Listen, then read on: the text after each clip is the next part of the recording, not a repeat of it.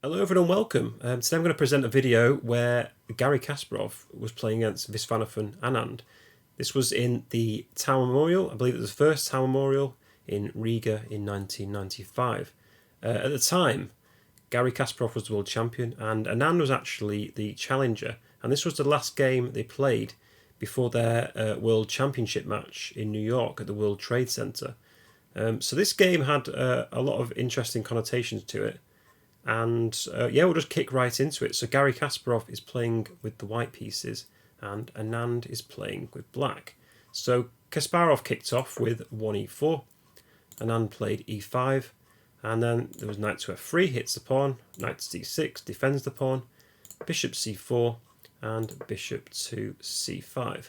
And this was what's so amazing about this game, is that Kasparov now played a very rare move and a very epic move in the Evans Gambit, playing the move b4, just simply straight away giving up the pawn. So the pawn attacks the bishop and will probably move up the board if he doesn't take it, causing black a lot of problems. So what happens if they take it? Well, if knight takes b4, this is considered quite bad because it gives white a lot of tempo. For instance, c3, knight c6, d4, takes, and black is forced backwards with white just simply castling here, and black can play d6. So white's got a massive lead in development. You can see with the bar at the side that it's actually about plus 0.5 for white, and that's with a pawn down. So it shows you how quick white's attack will come. In the game, however, after b4, Anand played the typical move, bishop takes b4, and Kasparov continued with the main line with c3, which attacks the bishop, forcing it to move again. In the game, Anand played bishop to e7. Bishop a5 is also a move here. White can play d4 though, and then we get into this variation with pawn takes d4. Obviously, white can't recapture this with the pawn, so white castles. And I think black should actually just play like d6 here or knight to e7. If they continue to take the pawn on c3, white's attack comes quite quickly with queen to b3, so already eyeing up this f7 pawn. Queen f6 is the main line to defend the pawn, but then comes moves like e5, the queen's forced to move again, and white gets a really nice position after, let's say, knight takes c3, knight g to e7, bishop to a3. So it doesn't look too bad for black, you're probably thinking. I mean, white's lost a lot of pawns. How many pawns down are they? They're about 2 pawns down in this position. But if we flip the board, I don't know, I don't think I'd like to play this position as black. It just looks like white's going to centralise the 2 rooks really quickly. And it's very hard for black to get out of this position. For instance, when is black going to be able to play d6? It's just going to be slaughtered on the board if he plays this. So yeah, that's the reason why you don't take the extra pawn in that variation. So after c3 in the actual game, black played bishop to e7. And Kasparov continued with the main line with d4. Anand played knight to a5, which attacks the bishop.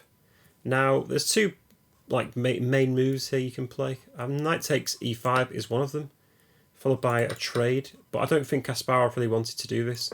Ideally, you'd probably want to keep this bishop on the board. It becomes a very strong piece. So Kasparov does this with bishop to e2. Black takes on d4. And instead of taking with the pawn of a knight, you've guessed it, Kasparov just captured with the queen. So the queen's now attacking the g7 pawn. And Anand has to block it with knight to f6. And here Kasparov played e5. So attacking the knight and potentially has to move it.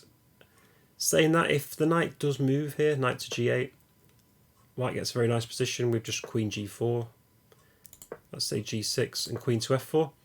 The point being is that this white queen and this black bishop just dominate the dark squares around black's king side.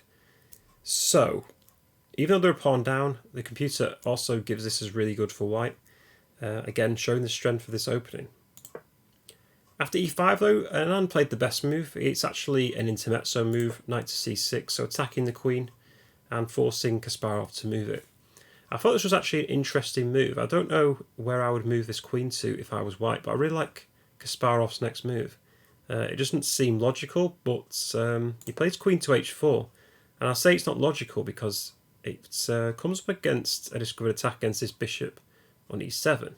So once Anand moves it, the queen's attacked, but it's quite clever actually because now he plays queen to g3, which hits the g7 pawn. And I don't think black really wants to start castling into this because then comes moves like bishop to h6, where mating threats will come. So for this reason, Anand played g6. But this just weakens the king side even more and the dark squares around it. And Kasparov actually just simply castles king side, develops, and gets the rook into the game. I did have a look if black castled here. So if black castles, maybe just c4 is really good. Let's say knight to b6, and white has moves like bishop to h6. The rook can come to e8, obviously. And knight c3, white just continues to develop. Let's say d6, rook a to d1, and all of a sudden, white's in the driving seat. Moves like c5 are coming. This rook is pinning against this queen with discovered attack opportunities. So, yeah, I don't really think you'd want to castle. Instead, Anand went for the safer option, I think, knight to b6, getting his knight away from the centre of the board, because I think moves like rook to d1 are coming very soon. In fact, Kasparov played c4, so developing, he pretty much developed bishop to b2, the knight to c3. All his pieces are really well coordinated, and black's really far down in development. So Anand's got a problem here, how to develop his bishop and how to keep this king safe, because it is stuck in the centre for the time being. He played d6, trying to develop the bishop, makes a lot of sense. But white now played rook to d1. Pins the d6 pawn. Again, c5 is coming really quickly. So how does black deal with this? Well, he played knight to d7. So this covers the c5 square, as we just discussed. And once black's castled, they're probably actually fine in this position. So for this reason, Kasparov stopped black from castling, played bishop to h6. Cuts off the king from any safety, and now it's stuck in the centre of the board. In doing so, though, white gives up the e5 pawn, but I think Kasparov was actually quite happy with this. Knight takes was played, knight takes, and knight takes. So white's just given up another pawn, but this position is classed as +1 for white, and they're 2 pawns down in this game. So white must have a lot of attacking potential. Knight c3 now. Gets his last piece into the game. Knight d5 ideas are coming. And this is the point. Kasparov's just using all his pieces to surround the black position. And black's just kind of responding to it. f6 is played by Anand. Maybe he wants to try and hide his king to f7 or move his knight to f7. It's a bit of a weakening move though. So he probably realises the danger that's coming. c5 from Kasparov, so hits the d6 pawn. The d6 pawn is still pinned. Anand played knight to f7. Attacks the bishop, also defends this d6 square. It seems like a very logical move. But Kasparov actually ignores the threats of the knight. He plays c takes d6. So why is this good? Well, if knight takes bishop, now just comes pawn takes bishop. Discovered attack against the queen. If queen takes e7, now comes knight to d5. All of a sudden, black's actually losing. White's given up the bishop, but the rook to e1 ideas are coming. The queen's attacked. c7 is falling. It's probably game over. I mean, even if queen takes bishop here, you've got rook e1 ideas, where you'll just pick up the queen for 2 pieces. Yeah, black could probably resign this. So c takes d6, and Anand played the best move, which was c takes d6. I did also look at other pieces taking this, so if knight takes d6, for instance, Kasparov had the very clever move bishop c4. And I believe he must have calculated all these random variations. It's quite impressive. So for instance, let's say bishop to d7 in this variation.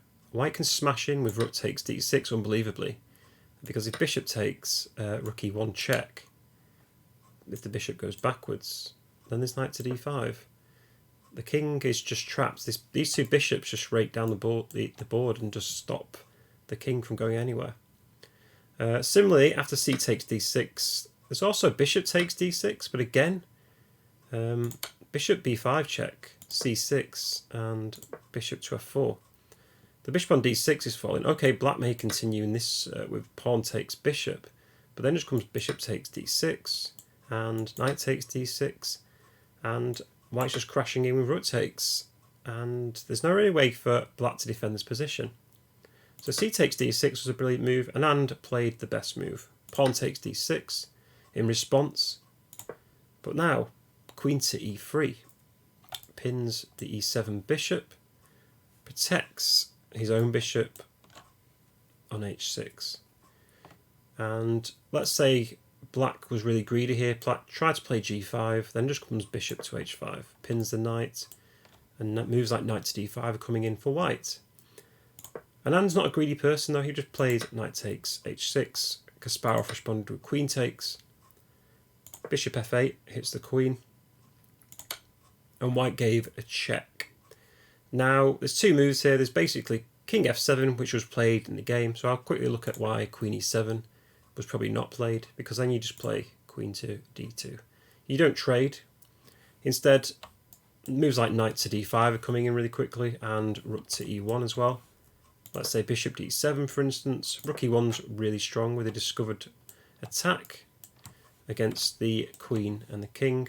I did think maybe castle's queenside was interesting, but as I say, knight d5 really strong.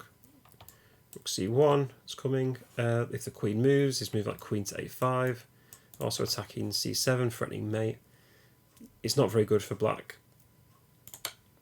So after queen to e3 in the game, Anand moved his king to f7, and now finally white does play knight to d5. Bishop c4 ideas on the cards. Bishop e6 then was played by Anand to stop moves like bishop c4. And Kasparov just attacks the bishop though with knight to f4, leaving Anand to defend with queen to e7. And amazingly, after Kasparov's next move, black actually resigned the game, which was somewhat really confusing actually. I maybe thought it was really early, but actually I can see why he resigned. So Kasparov just played rook to e1. Black resigned the game. And you may be thinking, why has he resigned this? But after having a look at it quite in depth, there's not a lot of moves black can play here.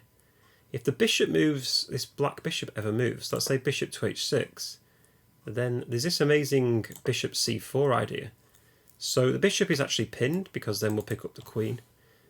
So black may have to play a move like bishop takes f4, but then after just queen takes f4, the bishop's lost, so that's resignable. So after rook e1, let's have a look at another variation. Maybe rook to c8 looks quite good, but you can just play knight takes bishop, and then queen takes, followed by queen takes, the king takes, and we have this discovery, bishop g4 with double check. Check here, we'll pick up the rook on c8. Another move perhaps after rook to e1 is rook to e8 perhaps. Again though, you just play knight takes e6. If the queen takes, either way it's losing for black. So let's say king takes, bishop b5, discovered check, we'll pick up the rook. So this is just completely game over. So that was Kasparov versus Anand in 1995, the last game they played before their World Championship match. And I believe this was probably a great win for Kasparov. Probably gives him a massive psychological edge at the time. And also people were saying that it brings back the romanticism in chess with this Evans Gambit sacrifice. Anyway, I hope you enjoyed my quick analysis of this game. If you did, please do like, subscribe, comment. It really helps my channel, but also I'll be posting a lot more tutorials in the future to help your chess. Anyway, see you next time everyone.